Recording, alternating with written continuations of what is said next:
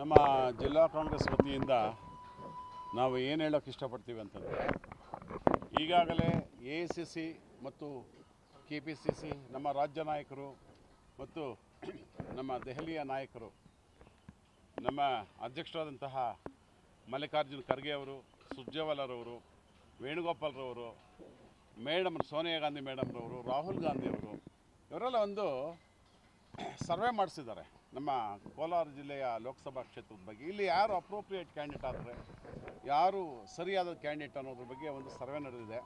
ಜೊತೆಗೆ ನಮ್ಮ ರಾಜ್ಯದ ಮುಖ್ಯಮಂತ್ರಿಗಳು, ನಮ್ಮ ಉಪಮುಖ್ಯಮಂತ್ರಿಗಳಾದಂತಹ ಶ್ರೀ DK ಶಿವಕುಮಾರ್ ಅವರು, ಹಾಗೆಯೇ ನಮ್ಮ ಕೋಲಾರ ಜಿಲ್ಲೆಯ ಜಿಲ್ಲಾ ಕಾಂಗ್ರೆಸ್ ಕಮಿಟಿಯ ಅಭಿಪ್ರಾಯಗಳು, ಕಾರ್ಯಕರ್ತರ ಅಭಿಪ್ರಾಯಗಳು ಮತ್ತು ಮುಂಚೂಣಿ ಘಟಕಗಳ ಅಧ್ಯಕ್ಷರು ಮತ್ತು ಸದಸ್ಯರು ಯಾರಿದ್ದಾರೆ ಕೋಲಾರ ಜಿಲ್ಲೆಯಲ್ಲಿ ಮತ್ತು ಬ್ಲಾಕ್ ಕಾಂಗ್ರೆಸ್ ಅಧ್ಯಕ್ಷರುಗಳು ಎಲ್ಲ ತಾಲೂಕು ಸಂಬಂಧಪಟ್ಟಂಗೆ ಎಲ್ಲರ ಅಭಿಪ್ರಾಯ ಒಂದೇ ಇದೆ. ಏನು ಅಂತಂದರೆ, ಇಲ್ಲಿ ನಮ್ಮ KH ಮುನಿಯಪ್ಪನವರು ಸುಮಾರು 7 ಬಾರಿ ಇಲ್ಲಿ ನಮ್ಮ ಲೋಕಸಭೆಯನ್ನು ಪ್ರತಿನಿಧಿಸಿದಂಥವರು, ಜೊತೆಗೆ 2 ಬಾರಿ ಕೇಂದ್ರ ಸರ್ಕಾರದಲ್ಲಿ ಮಂತ್ರಿಗಳಾಗಿದ್ದವರು, 2 ಬಾರಿ ಮಂತ್ರಿಗಳಾಗಿದ್ದವರು, ಈಗ 3ನೇ ಬಾರಿ ನಮ್ಮ ರಾಜ್ಯ ಸರ್ಕಾರದಲ್ಲಿ 3ನೇ ಬಾರಿ ಮಂತ್ರಿಗಳಾಗಿರುವಂಥವರು. ಏನಾಗಿದೆ ಅಂತಂದರೆ, ಅವರು ಏನು ಸುಮಾರು 30 ವರ್ಷಗಳ ಕಾಲ ನಮ್ಮ ಕೋಲಾರ ಜಿಲ್ಲೆಯಲ್ಲಿ 1991ರಿಂದ ಅವರು ನಮ್ಮ ಲೋಕಸಭಾ ಸ್ಥಾನವನ್ನು ಅಲಂಕರಿಸಿದರು.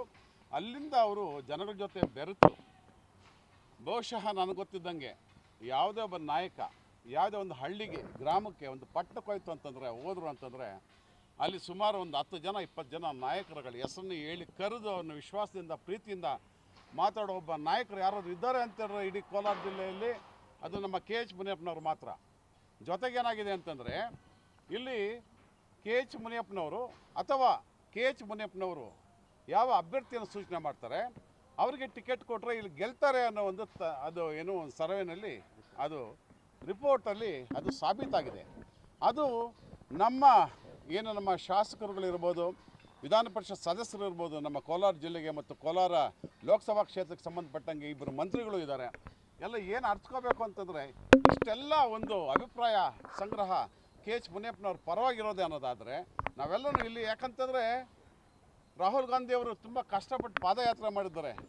ಈ ಹಿಂದುತ್ವ ಮತ್ತು ಸೂಡೋ ಪೇಟ್ರಿಯಾಟಿಸಮ್ ಏನಿದೆ ಇಂಥದ್ರ ವಿರುದ್ಧವಾಗಿ 2 ಬಾರಿ ಪಾದಯಾತ್ರೆ ದೇಶದ ಉದ್ದಗಲಕ್ಕೂ ಮಾಡಿ ಕಾಂಗ್ರೆಸ್ ಸಂಕಷ್ಟ ಪರಿಸ್ಥಿತಿಯಲ್ಲಿ ಇದೆ ಅಂತ ಅರಿತು ಈ ಥರ ಮಾಡ್ತಿರ್ಬೇಕಾದ್ರೆ ನಮಗೆ 5 ಗ್ಯಾರಂಟಿಗಳು ಕೊಟ್ಟು ಸುಮಾರು ಎಲ್ಲ ಕ್ಷೇತ್ರಗಳಲ್ಲಿ ಸರ್ಕಾರ ಫಾರ್ಮ್ ಮಾಡೋಷ್ಟು ಸ್ಥಾನಗಳು ನಾವು ಗೆದ್ದು 5 ಗ್ಯಾರಂಟಿಗಳು ಕೊಟ್ಟು ಸುಮಾರು ಕ್ಷೇತ್ರಗಳಲ್ಲಿ, ಬಹುಶಃ ನಮ್ಮ ಕೋಲಾರ ಜಿಲ್ಲೆಯ ಬಹುತೇಕ ಕ್ಷೇತ್ರಗಳು 5 ಗ್ಯಾರಂಟಿಗಳು ಕೊಟ್ಟಿಲ್ಲ ಅಂತಂದರೆ ನಾವು ಸುಮಾರು ಕ್ಷೇತ್ರಗಳು ಕಳ್ಕೊಳ್ತಾ ಇದ್ದೀವಿ.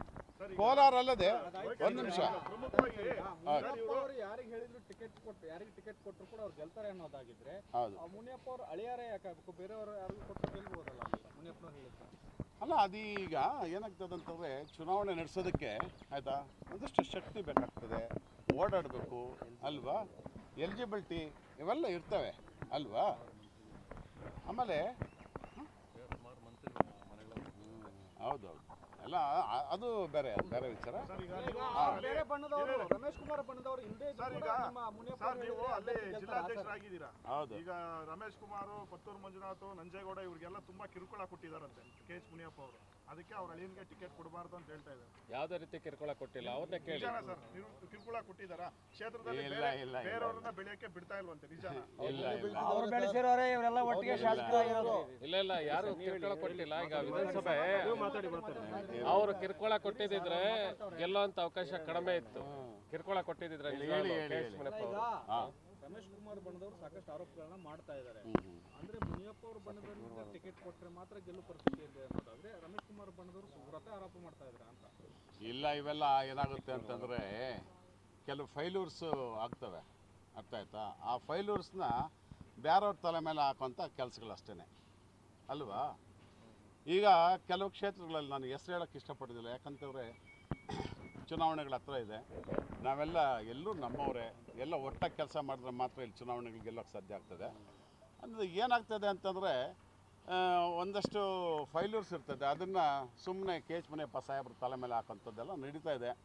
ಇದು ಏನಾದರೂ ಆರೋಪಗಳು ಅವ್ರು ಮಾಡ್ತಾಯಿದ್ದಾರೆ ಅಂತಂದರೆ ಅದನ್ನು ಚರ್ಚೆ ಮಾಡಿ ಆಯಿತಾ, ಅದನ್ನು ವಿವಾದಗಳೇನಿದೆ ಅದನ್ನೆಲ್ಲ ಪರಿಹರಿಸ್ಕೊಳ್ಳೋದಕ್ಕೆ ಸಾಕಷ್ಟು ಇದಿದೆ, ಮಾರ್ಗಗಳಿದೆ.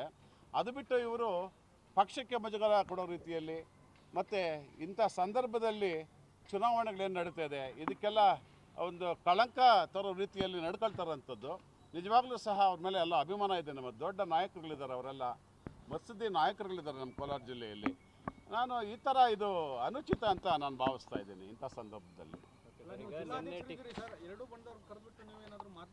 ಮಾತಾಡಿದ್ವಿ, ಯಾಕಂತಂದರೆ ಮೊನ್ನೆ 25ನೇ ತಾರೀಕು KPCC ನಮ್ಮ DK ಶಿವಕುಮಾರ್ ಸಾಹೇಬರ ಕಚೇರಿಯಲ್ಲಿ ನಾವೆಲ್ಲ ಒಟ್ಟಾಗಿ ಸೇರಿದ್ವಿ. ನಾವು ಯಾರ್ಯಾರು ಸೇರಿದ್ರು ಅಂತಂದರೆ ಮುಖ್ಯಮಂತ್ರಿಗಳು, ಉಪಮುಖ್ಯಮಂತ್ರಿಗಳು ಮತ್ತು ನಮ್ಮ ಕೋಲಾರದ ಶ್ರೀನಿವಾಸಪುರದ ನಮ್ಮ ಶಾಸಕರಾಗಿದ್ದ ರಮೇಶ್ ಕುಮಾರ್ ಅವರು, ನಮ್ಮ KH ಮುನಿಯಪ್ಪ ಅವರು, ಸುಧಾಕರ್ ಅವರು, ಬೈರ್ಜೆ ಸುರೇಶ್ ಅವರು ಮತ್ತು ಎಲ್ಲ ಶಾಸಕರುಗಳು, ನಮ್ಮ ಕೋಲಾರ ಜಿಲ್ಲೆಗೆ ಸಂಬಂಧಪಟ್ಟ ಎಲ್ಲ ಶಾಸಕರುಗಳು ಮತ್ತು ಜಿಲ್ಲಾಧ್ಯಕ್ಷ ನಾವೆಲ್ಲನೂ ಸುಧಾಕರ್ ಅವರು ಎಲ್ಲ ನಾವು ಸೇರಿ ನಾವು ಒಮ್ಮತಕ್ಕೆ ಬಂದದ್ದಾಗಿದೆ.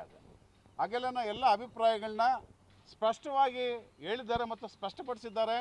ಇಲ್ಲಿ ಯಾರಿಗೆ ತಾವು ಹೈಕಮಾಂಡ್ ವತಿಯಿಂದ ಯಾರು ತಾವು ಅಭ್ಯರ್ಥಿ ಮಾಡ್ತಿರೋ ಅದನ್ನು ನಾವೆಲ್ಲ ಒಟ್ಟಾಗಿ ಕೈ ಜೋಡಿಸಿ ಎಲ್ಲರೂ ಗೆದ್ದೇ ಕಳಿಸ್ತೀವಿ.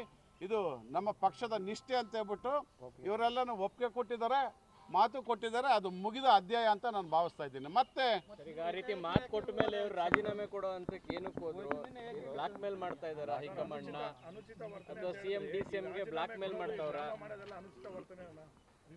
ನನಗೇನೋ ಇಂಥ ಸಂದರ್ಭದಲ್ಲಿ ರಾಜೀನಾಮೆ ಕೊಡೋ ಅಂಥ ದೊಡ್ಡ ಅನ್ಯಾಯಗಳಾಗಲಿ ಅಥವಾ ತೊಂದರೆಗಳಾಗಲಿ ಅವ್ರಿಗೆ ಆಗಲಿಲ್ಲ.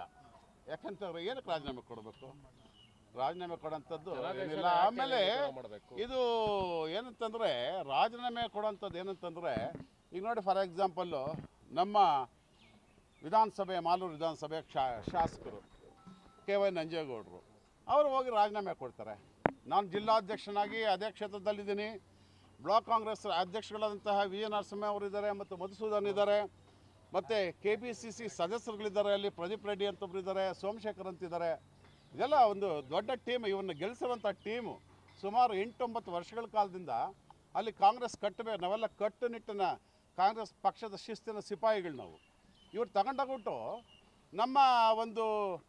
ನಮ್ಮ ಅಭಿಪ್ರಾಯನ ತಗೊಳ್ಳದೆ, ನಮ್ಮ ಅಭಿಪ್ರಾಯನ ಸಾರಾಸಗಟಾಗಿ ನಿರಾಕರಿಸಿ ಇವ್ರು ಹೋಗ್ಬಿಟ್ಟು ಯಾರೋ ಮಾತು ಕೇಳ್ಕೊಂಡು ಅವ್ರು ರಾಜೀನಾಮೆ ಕೊಡ್ತೀವಿ ಅಂತಂದರೆ ಇದು ಒಂಥರ ನಮ್ಮ ಏನಂತಂದರೆ ಏನು ಮ್ಯಾಂಡೇಟ್ ಕೊಟ್ಟಿರ್ತೀವಿ ನಾವೆಲ್ಲ ಜನ, ಕಾರ್ಯಕರ್ತರು ಮತ್ತು ಜನ, ಇದಕ್ಕೆ ಮಾಡೋಂಥ ಅವಮಾನ ಇದು.